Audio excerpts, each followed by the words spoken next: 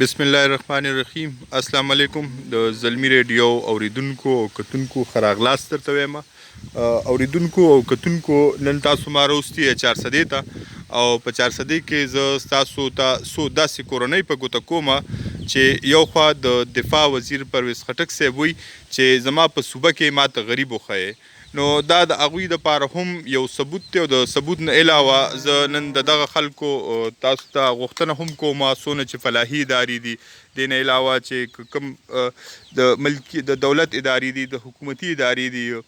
زه نن د کورنۍ ته راغلی یم، د پامیل ته راغلی یم. دلته موږ سره یو میډم هم موجود ده چې هغوی په خپله هم یو سوشل ورکر ده، هغوی سره به هم په دغه هکله باندې خبرې اترې کوو. السلام علیکم میم. میم دا راته ووایه دا کومه علاقه ده؟ دا ترناب روډ باندې کوډو علاقه ده او دلته ډېر زیات بېوسه خلک دي او د دوی بالکل نه کور شته نه بل څه، دا پردي ځایونو کې پراته دي. د دوی دپاره دا څنګه ګذران کوي میم؟ دا موږ ګورو چې دا تنبوانې لګولي دي، هغه تنبوان هم ډېر زیات زاړه شوي دي. سر دوی وایي چې مونږ له داسې خلک راشي او ویډیو ورسې جوړه کړي او مونږ ته سم نه میلاوېږي. نو زه د دې دپاره راوته یم، زه یم چې دوی ته څوک نه لکه ان جي او وي د حکومت دپاره دا درخواست کوم چې د دوی څه وکړي، دوی ته دا تنبان ورکړی شي، د دوی څه مسله حل شي. لکه میم تاسو صرف اوس دا غوښتنه کوئ چې کم سے کم دا ګرمي ده، سخت موسم دی، نو کم سے کم تنبو خو ورته چې میلاو شي که نه. دا ابۍ را سره ناسته ده، نو که ستاسو اجازت دی ابۍ سره به خبرې اترې کړو. ابۍ په خیر حالې؟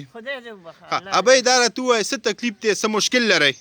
دغه مشکلات دغه دي نو نه ناست یو په دې خبره کې، نه پکې شته نه ښه شته نه بس بجلي هم نشته، څوک راکوي هم نه. ښه د تنبوانو کې دا دونه سخته ګرمي ده، دې کې څنګه ژوند کوئ؟ نو بس د اوړي دلته پراته یو او د ژمي چې بیا دغه داسې ننوتي ورته څوک نشي، ماشومان دغه حال دی. ښه دې کې در سره بچیان اوسېږي؟ دغه زامن مې دي، یو د سینې بیمار دی 10 کاله. ښه څو زامن دي؟ زامن مې 4 دي. او ودونه دې ټولو ته کړي دي؟ ودونه یې کړي دي. نو هغه 4 واړه زامن دلته اوسېږي؟ هغه اوسي راته دغلته باغوي کورونه شته. نه دې کور کې سره څوک څوک اوسېږي؟ دغه ځای مې یو بل د سینې بیمار. ښه دا تاسو کتلی شئ د دې کورنۍ یا د دې پامیل دا ماشومه چې کوم ده دا معذوره ده. دا معذوره ده، ټیک دا معذوره ده چې دوی ته داسې څه امداد څه داسې میلاو شي چې د دوی په ژوند رواني. میډم که لږ شانتې تاسو موږ ته دې دا اندازه تاسو هم کولی شئ او میډم نه به هم تپوس وکړو، دا کورنۍ په دې تنبو کې ژوند کوي؟ جی بالکل دا په دې کې ژوند تېروي، دا سوچ پکار ده چې دې کې دوی څنګه زندګي تېروي.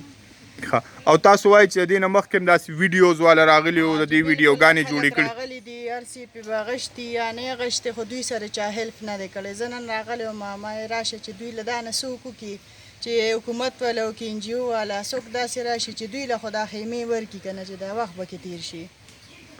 دا ډیره د افسوس خبره ده چې دا ابۍ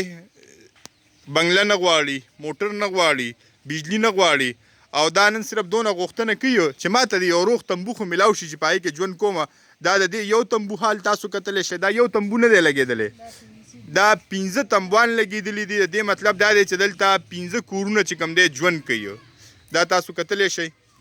څونه د مشکلات او سخت وخت دی. او دې سره به زه د دفاع چې کوم منسټر دی پرویز خټک صاحب، هغه ته به هم زه وایم چې دا تاسو لږ شانتې که د اسلام آباد نه را بهر شوئ نو تاسو ته به د خلکو د تکلیفاتو او د مشکلاتو اندازه وشي، او بیا چې کله تاسو داسې سټیټمنټ ورکوئ چې یاره ما ته زما په پوره صوبه کې غریب وښیې، نو دا هغه غریبانان دي او دا یقینا د حکومتي خلکو په مخ باندې هغه سپیړې دي چې دې سپیړو نشانی یا نښې چې کوم دی دا به تر ډیره وخته پورې تر ډیره حده پورې ورانې نه شي. د دې کور حالت چې کوم دی تاسو کتلی شئ، 15 تنبوان په دې کې لګېدلي دي او تنبوان هم هغه تنبوان نه دي. دا تاسو وګورئ دا دوی خپل جوړ کړي دي، د سیمټ د بوجو نه چېرته څادر ورته میلاو شوی دی، چېرته ترپال ورته میلاو شوی دی، چېرته د وړو تروړه چې کوم ده هغه ورته میلاو شوې ده، او دوی غریبانان دا ژوند کوي. دا تاسو کتلی شئ. دې نه بیمارۍ جوړېږي، دې نالو ته وګوره دا ټوله ګندګي ده. میډم زه یم که یو ځلې بیا تاسو په خپل په خپل ریکویسټ وکړئ دغه حکومتي ادارو ته کوم غیر حکومتي ادارې دي د هغوی نه څه غوښتنه کوئ؟ سر زه د دا غوښتنه کوم چې د دوی د څه وکړی شي ځکه چې دا ډېر زیات غریب خلک دي دا هغه پښتانه خلک دي چې چاته لاس نشي نیولی حکومت ته مې هم درخواست NGO والا ته هم زما درخواست چې کم سے کم دوی له دا خیمې ورکړی شي او په دوی باندې لږ شانتې رحم وکړي نو دوی به دا وخت ښه تېر کړي دې ګرمۍ کې کم حال دی چې به خلک په کمرو ایسیګانو کې زندګي تېروي او دوی دلته په دې ګرمۍ کې لږ شانتې ستاسو چې کوم کانټیکټ نمبر دی مصور صاحب هغه تاسو ووایئ که څوک هم دوی سره رابطه کول غواړي یا څه قسم امداد کول غواړي نو دا نمبر تاسو لږ شانتي ووایئ 0333 ها زه په دې ویډیو باندې زه نمبر ورکوم 0333 9313 93 9313 ها دا نمبر د ملګري وي خو دا زه په دې ویډیو د پاسه به هم ورکوم نو که څوک هم د دې کورنۍ سره څه قسم امداد کول غواړئ نو تاسو براه راست په خپل هم راتللی شئ دا په کوډو کې ده کوټ ترناب ورته ترناب روډ باندې کوډو علاقه ده او د دې د کورنۍ مشر یا دا کم کس چې دی دا ملګری ولاړ دی دوی سره به هم خبرې اترې کوو السلام علیکم رور ستا نوم څه دی رور فیض الله ها فیض الله څه کار روزګار کوئ خو جی دلته کې ټیکې لګوم دا انګیټه ها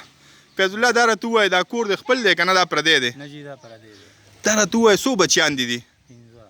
څنګه ډېر مشکل سره ګرمي د خلک وي پاخه شو څوک مري ته روان دي څوک سوات ته روان دي تاسو په دې تمبو کې ژوند کوئ او هغه تمبو هم ټول سوری دی شلېدلی دی باران کې څه کې ګرمۍ کې څه کې او جی بس دا خو د الله د اړخ نه ده دا د 2010 نه پس دغسې پروګرام جوړ شوی دی چې دا سیلاب راغلی و به دا کورونه وړي دي د هغې نه پس چې دی نو بس زمونږ دغه ګزران دی بجلي نشته او څه غوښتنه کې حکومت خو وي په ټول ملک کې په ټوله صوبه کې د دفاع منسټر وي پرویز خټک صاحب چې غریب نشته دی وایي ما ته څوک غریب وښایې نو بس دا خال تاسو وکړه جی بس دغه غریبي ده او دغه هر څه دي خو موږ خو چاته بار لاس نه نیسو ولې خپله خواري مزدوري کوو او بس تاسو هر څه وکتل زموږ دغه حالات دی باقي چې دی نو حکومت ته دا غوښتنه ده چې زموږ په حال لږ رحم وکړي وګوري چې یاره دا څه حساب کتاب دی غریبانان شته که نشته ستاسو یو ورور بیمار هم دی او دا معذوره ماشومه دا زما لور ده دا ستا لورکی ده او مور بیبي هم تاسو سره ده کتونکو او اوریدونکو د دې ستاسو خپل څه نامه واخیسته فیض الله او دا چې کوم دلته زموږ میډم دلته ولاړه ده سوشل ورکره ده د هغوی نمبر په دې ویډیو باندې موږ ورکوو که بیا هم څوک په خپله راتلل غواړئ په دې چم کې په دې علاقه کې په دې هغه کې به ډېر داسې خلک وي چې هغه به سوات ته رواني هغه به مري ته رواني هغه به کالام ته رواني نو د هغې په ځای باندې که دغه مري کالام ته د تلو په ځای باندې د داسې یو مسلمان سره ښېګړه وشي د داسې ماشومانو په سر باندې لاس کېښودلی شي نو زه یم دا به ډېره زیاته بهتره خبره یو چې دا ابۍ تاسو ولیدله چې هغه وایي زه د خپلو بچو سره په دې دا 15 تمبوان لګېدلي خو دې ته تمبوان ویل هم ګناه ده ځکه چې دې کې د تمبو اسم پاتې نه دي یو دا د کال 2010 11 کال وشو که دې غریبانانو له چا تمبو ورکړی اوس د هغې صرف هغه نښه نښانې پاتې دي په دې 15 تمبوانو کې دا ټوله کورنۍ چې کوم دی ژوند کوي دا تاسو کتلی شئ دا ماشومان هم دي خو څه د بعضې صحافتي اصولو د وجې چې کوم دی موږ د دې کور چې کوم دی ډېر څیزونه تاسو ته په سکرین باندې نشو راوستلی خو بیا هم زه تاسو ته وایم که څوک هم د دې کورنۍ سره امداد کول غواړئ نو دغه ذمهواره چې کوم سوشل ورکره ده دغه هم ولاړه ده دا ملګری هم ولاړ دی که څوک څه لاس امداد کوي ستاسو د دوی په لاس باندې تسلي ده که د دوی په نمبر باندې تاسو سره څوک رابطه کوي ډېر د افسوس مقام دی زه په خپله هم ډېر زیات خفه شوم چې دا حالات مې وکتله چې په نن دور کې په نن وخت کې هم داسې خلک شته دی چې د هغوی سره د پټېدلو لپاره تمبو هم نشته دی نو زه هغه ټول د حکومتي ادارې دي یا نان حکومتي ادارې دي دا ټایم چې څوک زما غږ اوري هغوی ته زه کم سے کم دونه خواست کولی شم که ډېر نه شئ کولی نو تاسو د یو تمبو امداد چې کوم دی د دې کورنۍ سره کولی شئ الله پاک په تاسو له د دې اجر درکړي د زلمي ریډیو سره د پاتې کېدلو ډېره مننه خوشحاله اوسئ د لوی الله په امان